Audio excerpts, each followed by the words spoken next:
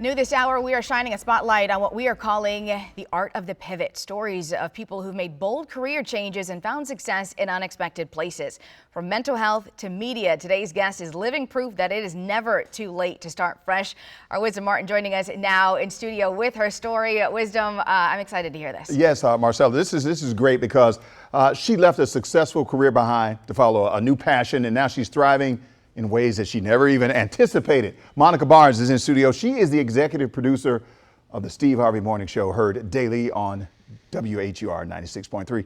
Hey, Monica, wave at the people. Say hi to them. So listen, let's talk about this whole journey that you took, because it was very unconventional to get to where you are today. Absolutely. You went to the University of Southern Miss undergrad. What did you major in? Psychology. Why did you decide to major in psychology? Because my mother was a social worker for 29 years, licensed social worker in the state of Mississippi, and I always wanted to help people. I knew I had a big personality. I didn't know how to channel that, so Right. I said, I can talk to people, I can help people, so I majored in psychology. And then you got a job inside doing that, doing I got a exactly what you job went to school for. At the Jackson Mental Health Center, and I worked there, and then I got bored, and I said, let's go get a master's degree in this. More education. Let's go make more money, yeah, basically, so. Right, and then you went again, you got another job and you made more money. So then your career after, how long were you doing that? I did it for 12 years. 12 years. Made an unexpected turn. Tell me about the moment that your career turned. I made the pivot when I moved to Atlanta from Dallas, and I got laid off. And I told my parents I was going to just decide what I wanted to be when I grew up, and they said, well, you're grown and you have bills. So for a year, I just worked temp jobs until I found out what I wanted to do, and I ran into Steve Harvey and his business associate, Rushion McDonald. And I told them about how I wrote grants. And Now, where was this? Where did you run into, like randomly a run random into? restaurant in Atlanta at 12. It's in Atlantic Station. We were in a restaurant, and one of my good friends worked for them.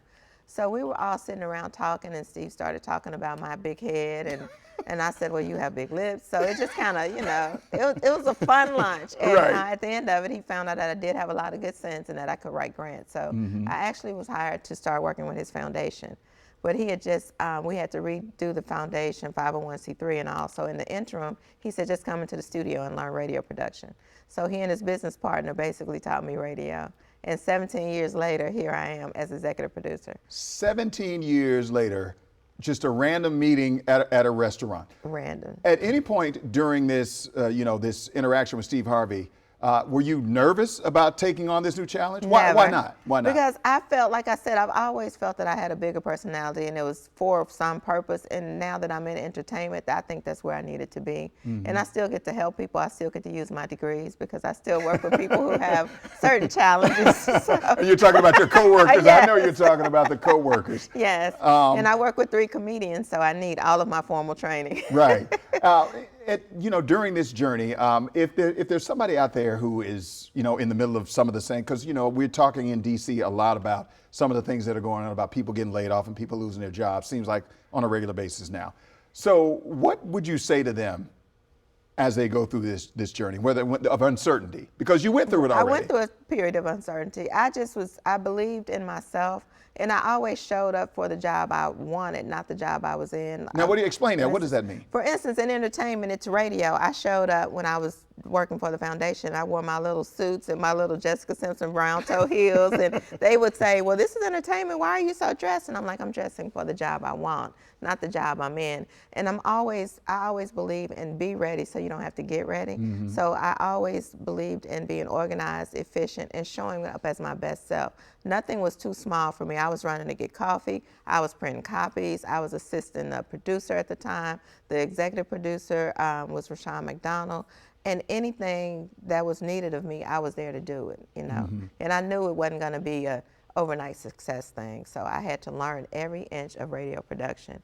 And years later, Yeah. it paid off. All right. So. Okay, what's next for Monica? You 17 years with Steve Harvey. What's next? Well, if this goes away, I'm going to be a bartender in Aruba.